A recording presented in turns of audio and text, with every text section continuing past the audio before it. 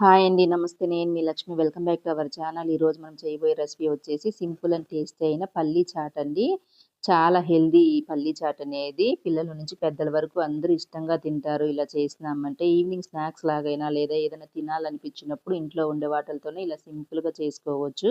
పల్లీలనేది మన ఒంటికి చాలా మంచిదండి. ఇప్పుడు ఇది ఎలా చేయాలో తయారీ విధానం ప్రాసెస్ స్టార్ట్ చేద్దాం రండి. ముందుగా ఒక కప్పు పల్లీలు తీసుకునేసి అలానే ఒక కప్పు క్యారెట్, ఒక కప్పు కీరకాయ, ఒక కప్పు టమోటా, ఒక 2 స్పూన్లు నువ్వులు, కొద్దిగా కొత్తిమీర కూడా కట్ చేసి తీసుకునేసి, ఇప్పుడు మనం స్టవ్ మీద ఒక పెనం పెట్టుకునేసి పల్లీలను వేపుకోవాలండి. ఈ పల్లీలనేది మంట లో ఫ్లేమ్‌లోనే పెట్టుకొని ఫ్రై చేసుకోవాలి. హై ఫ్లేమ్‌లో గాని, మీడియంలో గాని పెట్టుకోకూడదు. అప్పుడే మనకి ఇవి చాలా టేస్టీగా ఉంటాయి తినేప్పుడు.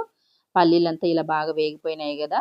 మనం ఒకటి ఇట్లా పట్టి నలిపినామంటే పైన పొట్టనేది ఈజీగా ఊడొస్తుంది. అప్పటి వరకు ఇలా వేపుకోవాలి. ఇవన్నీ తీసి ఒక ప్లేట్‌లో వేసుకునేద్దాము. ఈ పల్లీలు పూర్తిగా చల్లారిన తర్వాత దీని మీద ఉండే పొట్టంతా తీసుకోవాలండి. ఏదైనా క్లాత్ మీదైనా లేదా ఇలానే తీసుకోవచ్చు. ఇప్పుడు స్టవ్ మీద ఇదే పెనంలో మనం తీసుకున్న నువ్వులను కూడా ఫ్రై చేసుకునేద్దాము.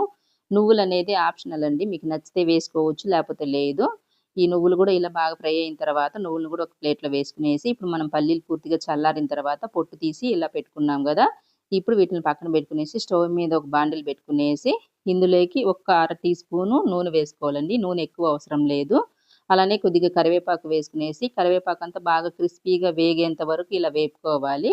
ఇప్పుడు ఇందులో ఒక్క చిటికెడు పసుపు, ఒక్క చిటికెడు మిరప్పొడి, ఒక్క చిటికెడు సాల్టు, ఒక చిటికెడు మిరియాల పొడి వేసుకునేసి వీటిలన్నిటిని ఒకసారి ఇలా బాగా కలుపుకునేయాలి. సాల్ట్ అనేది కొద్దిగానే వేసుకోవాలండి. మళ్ళీ చూసి కావాలంటే వేసుకోవచ్చు. ఇలా మొత్తం బాగా కలుపుకున్న తర్వాత ఇప్పుడు ఇందులో వేయించి పెట్టుకున్న పల్లీల్ని వేసుకునేద్దాము. ఈ పల్లీలకి ఈ మసాలా పట్టేలాగా ఒక నిమిషం ఇలానే కలుపుతూ ఉండాలండి. అప్పుడే మనకి మసాలా అంతా పల్లీలకి పడుతుంది. ఇలా ఒక నిమిషం కలిపిన తర్వాత ఈ పల్లీల్ని ఒక బౌల్‌లోకి వేసుకునేద్దాము.